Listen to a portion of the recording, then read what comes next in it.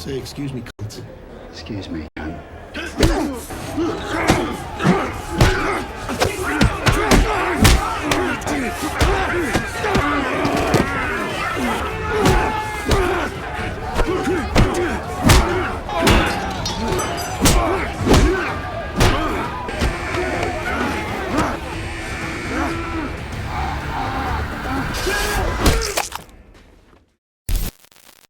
He was sent to one of the most violent prisons in the United Kingdom for a crime he did not even realize he was committing. This timid man feels completely helpless at first. To the inmates, he is nothing more than a new fish thrown into a place filled with rapists, killers, and men with nothing left to lose. The moment he walks through the gates of this notorious prison, they begin testing him. Someone punches him without warning. Another inmate throws boiling coffee onto his face, burning one side of it. On a different day, a savage beating leaves his cheekbone broken and his teeth scattered across the floor. What they fail to understand is that this quiet newcomer used to be a skilled and quick-tempered martial artist. Every attack is meant to break him, but instead it forces him to change. Inside these walls, he learns quickly that survival is the only rule that matters. The prison does not crush him. It slowly reshapes him into something far more dangerous than anyone expects. Today, we're gonna recap the 2019 action thriller movie, Avengement. We're about to get into the best part, so please consider supporting this channel before that. A few years earlier, when Kane was still struggling to build a future as a martial artist, he went to his older brother Lincoln and asked him for money to start a legitimate business. He wanted to leave fighting behind and build something honest. Lincoln stopped him and reminded him that he and his team had already supported him several times in the past, and none of those attempts had worked. From Lincoln's point of view, giving him more money made no sense. Kane kept pleading until Lincoln finally agreed, but only under one condition.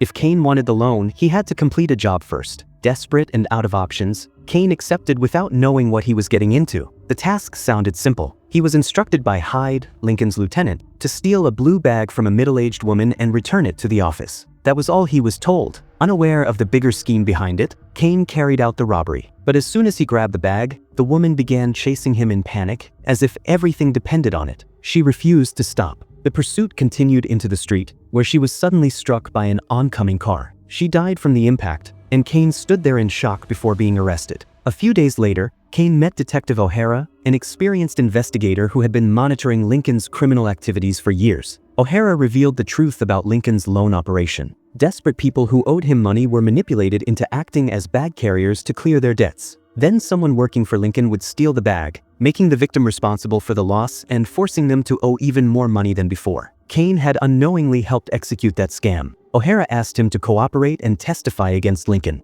Even after learning how corrupt his brother truly was, Kane refused. He would not betray his own blood. He was then handed over to Sergeant Evans, a muscular and ruthless interrogator who had no concern for rules. Without O'Hara's approval, Evans beat Kane while he was handcuffed, demanding a confession and information about Lincoln. Kane tried to endure the assault, but the blows were relentless, and eventually he was knocked unconscious. Despite having no criminal record and insisting he never meant for anyone to die, Kane was sentenced to HMP Bel Marsh, the most violent prison in England, often called the meat grinder. It was a place where survival was never guaranteed. On his first day inside Bel Marsh, Kane is attacked without warning by a giant inmate who seems to be testing him. Kane tries to defend himself, but the situation quickly escalates as more prisoners join in. What begins as a simple confrontation turns into a full-scale beating. Kane manages to knock down a few of them using his martial arts skills, but they eventually overpower him. They pin him down and smash his face, breaking his front teeth and leaving him bleeding on the floor. After that incident, Kane is fitted with metal dentures. Strangely, he grows to like them. They give him a harder appearance, something that makes other inmates think twice before approaching him. Sometime later, his mother, Mrs. Burgess, comes to visit him.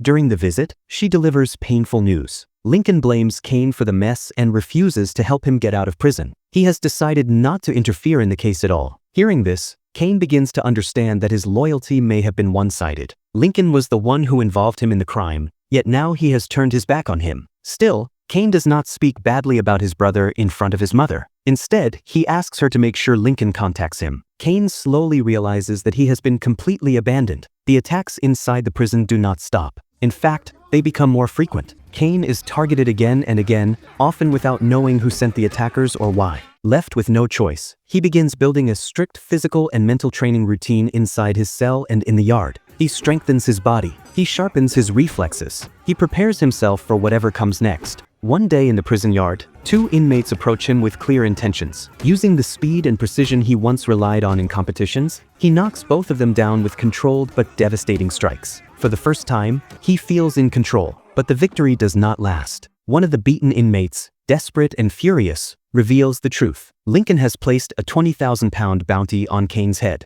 Every attack, every ambush, every attempt on his life has been motivated by that reward. Hearing this changes everything. The random violence now has a clear reason. Kane finally understands why the prison never gave him a moment of peace. And with that realization, something inside him shifts. Now he has a reason to survive. From that moment on, Kane no longer fights just to defend himself. He fights with purpose. The 20,000-pound bounty turns him into a constant target. More prisoners begin lining up, hoping to claim the reward. Every day brings a new attack. Each fight leaves damage behind. Broken ribs, deep cuts, bruises that never fully heal. And because the prison authorities treat every violent incident the same way, Kane's sentence keeps getting extended. Even when he fights in self-defense, the punishment falls on him as well. Solitary confinement becomes routine. The inmates grow more creative with their attempts to kill him. At one point, they manage to get their hands on a prison-made version of a flammable chemical mixture similar to napalm. They throw it at him during an attack, and the burning liquid scars part of his face. The pain is unbearable, but he survives again. Over time, something inside Kane hardens. The man who once wanted to start a legitimate business and live quietly is fading. In his place stands someone colder, someone who understands that mercy inside Bel Marsh is weakness. He stops holding back. Even some of the guards are injured during the chaos that surrounds him. 3 years pass like this. One day,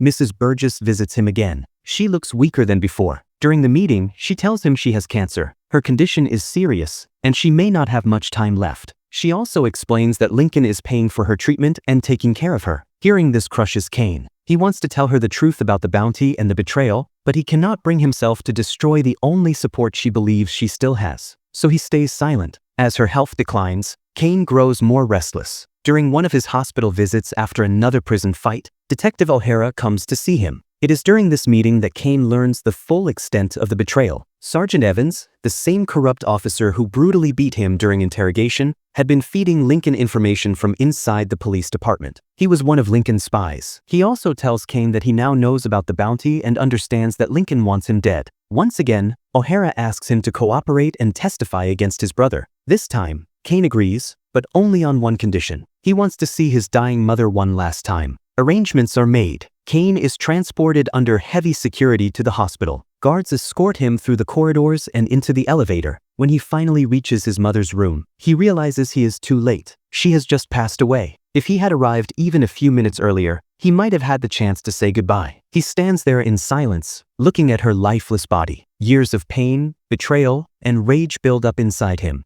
As the guards escort him back into the elevator, something snaps. I'm sure she was a lovely lady.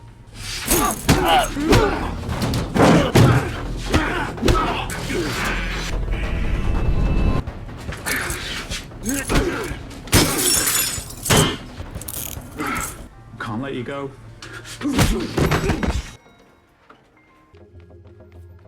Later that night, Kane arrives at a private bar. He tries to walk in calmly, but the bouncers stop him at the entrance. He attacks them, and Kane steps inside as if nothing happened. Behind the counter stands Bez, an older and sharp-tongued bartender who clearly does not like trouble. Kane speaks to her in a calm voice and introduces himself as an old associate. He asks for a specific beer, acting as if he belongs there. Bez serves him cautiously, keeping her distance. As Kane sips his drink, he quietly listens to a group of gang members sitting across the bar. Their operations have recently slowed down because one of their men, Rook, was murdered, and their accountant has disappeared. One of them, a man named Toon, begins describing what happened the night Rook died. According to Toon, they were conducting a drug deal at their usual spot when they noticed a shadowy figure standing nearby in the dark, watching them. While Toon handled the customer, Rook approached the stranger without fear and demanded to know why he was staring. When the man refused to answer, Rook tried to punch him. In that instant, the stranger swung an axe and severed Rook's hand. Blood poured onto the ground as Rook collapsed. Toon claims that after witnessing the attack, he chased the killer and forced him to flee. Kane suddenly laughs out loud. The sound cuts through the bar and silences the table. He mocks Toon openly, saying there is no way someone like him could scare off a killer. He accuses Toon of lying and suggests that he was the one who ran away in fear after Rook was struck down. Toon becomes furious and steps forward, threatening him. The rest of the gang rises from their seats, ready to fight. But before things escalate further, Kane calmly reveals that he is the one who killed Rook. The atmosphere changes instantly. The confidence drains from their faces. Bez immediately tells Kane that he cannot stay in her bar and demands that he leave. At that moment, the bouncers who were knocked out earlier stumble back inside. Get over there! He demands to know where their boss, instead of Lincoln, Hyde arrives. Hyde is Lincoln's most trusted lieutenant, and the moment he sees Kane, he recognizes him. He tells the others that this is Lincoln's younger brother, the one who made a mistake and ended up in prison. Unlike the others, Hyde is not intimidated. He even mocks Kane, making jokes about the scars on his face and implying that prison must have been humiliating for him. Before the tension can settle, one of the bouncers suddenly rushes Kane. I fucking told you what would happen tonight! You dumb leg! Shut up! Even after witnessing the shooting, Hyde still refuses to believe that Kane is the one who killed Rook. He points out that Toon claimed the attacker ran away, and he suggests that Kane is only pretending to be something he is not. Kane decides to remove all doubt. He produces a plastic bag and throws it onto the table. Inside is Rook's severed hand. Toon is forced to open the bag, and the sight confirms everything. The room falls silent. Now everyone understands that the man holding the shotgun is not bluffing. Kane steps forward and beats Hyde down in front of the others, blaming him and Lincoln for everything that happened to him. He reminds Hyde that he was sent to prison because of Lincoln's scheme and that the bounty placed on his head turned his life inside Bel Marsh into a constant war zone. He orders Hyde to call Lincoln and tell him to come to the bar immediately. Two gang members nervously ask if they can use the restroom. Kane refuses and tells them to stay exactly where they are. Hyde, trying to recover some pride, tells Kane to stop talking and do whatever he came to do. Kane forces Hyde onto his knees and calmly warns him that the next words he speaks could be his last. Not long after, Lincoln arrives with 3 of his men.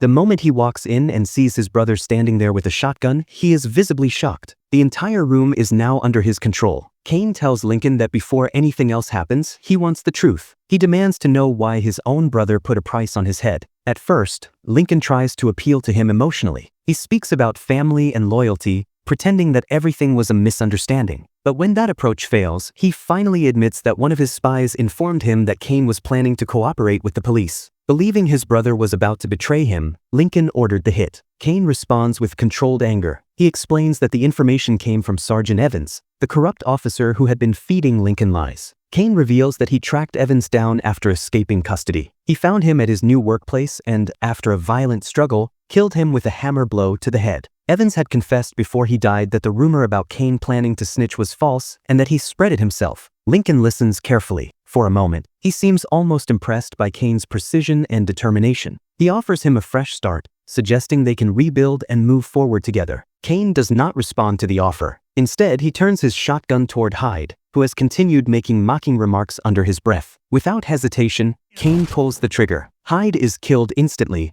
collapsing in front of Lincoln. The sudden execution leaves the room in shock. Lincoln now understands that the brother standing before him is no longer the same man he once controlled. Lincoln struggles to process the sight of Hyde's body on the floor, but Kane is not finished speaking. He tells his brother that killing Sergeant Evans was not the only thing he did after escaping custody. He also went to see Stokes, the man handling Lincoln's financial operations. When Kane confronted him, Stokes tried to intimidate him by pulling out a shotgun. Kane disarmed him easily. Faced with no real options, Stokes agreed to cooperate in exchange for his life. Through him, Kane gained access to Lincoln's accounts. Standing in the wrecked bar, Kane reveals the outcome. Lincoln's money is gone. The millions he built through deception and exploitation have been drained from his accounts. Only £1,500 remain. Kane made sure the funds were transferred away from Lincoln's control. Lincoln looks around the room and tries to regain his confidence. Even without Hyde, he still has men with him, and Kane's shotgun holds only 2 shells. Lincoln convinces himself that numbers will win this fight. He assumes that once those bullets are fired, Kane will be overwhelmed. Kane calmly replies that he does not need many shots. He tells Lincoln that 1 bullet is enough, and it is meant for him. At that moment, Lincoln notices Bez slowly moving behind Kane with a bottle in her hand. Instead of warning him, Lincoln keeps talking, deliberately distracting his brother. While Kane listens, Bez suddenly strikes him across the head with the bottle.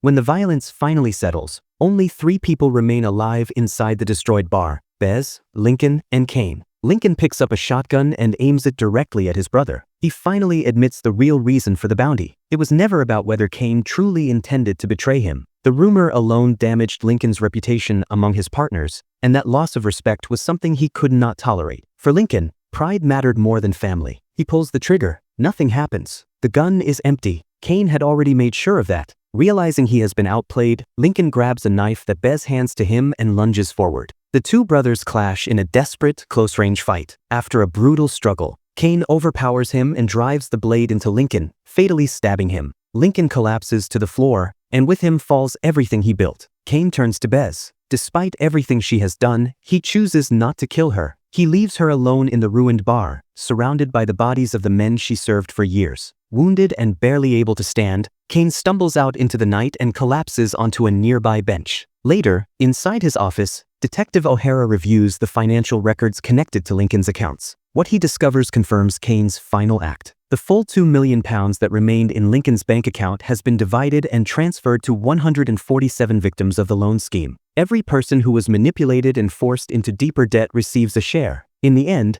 Kane did not just destroy his brother. He made sure the people Lincoln exploited were finally repaid. Well, that's the end of this recap. Which is your favorite Scott Adkins film? Let me know in the comments below.